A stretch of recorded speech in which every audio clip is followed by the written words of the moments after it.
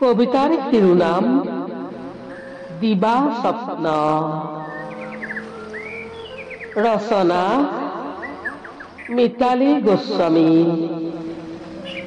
পাঠ কৰিছে পূৰ্ণিমা বৰা গগৈ। পকা সপোন এটাত তাতে ক'লা ধানৰ মাহী, মোৰ ডিঙিৰ ধান চিৰা সোণৰ ঢোল বিৰি, ফুটুকীয়া পাখিৰ সৰু দুটা বালি মাহী, হাঁহিৰ বিজুলী চকুত আকাশত সুমথিৰা ডাৱৰ, আইবিলতাই বুকুৰ ৰঙা এখন কামচৰাইৰ ঠোঁটত দিলে। বালিমাহীৰ বুকুৰ পৰা বুকুলৈ এডাল সাঁকো পাৰি সাঁকোৰে বগাই গ'ল মৰম।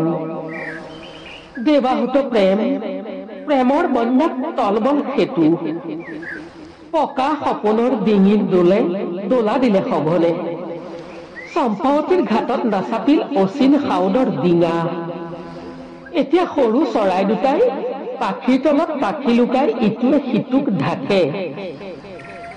বিজুলী সৰা চকুবোৰত হতাশা বহে। চম্পাৱতীৰো অনামিকা আঙুলিত থৰ হৈ থাকে কাম সেন্দুৰৰ তেজ। কি হতে হাঁহে, বুকুত ক'লা ধানৰ মাহী বহে। পকা ধানবোৰ যেন অকাৰণে থোক এৰি খহে।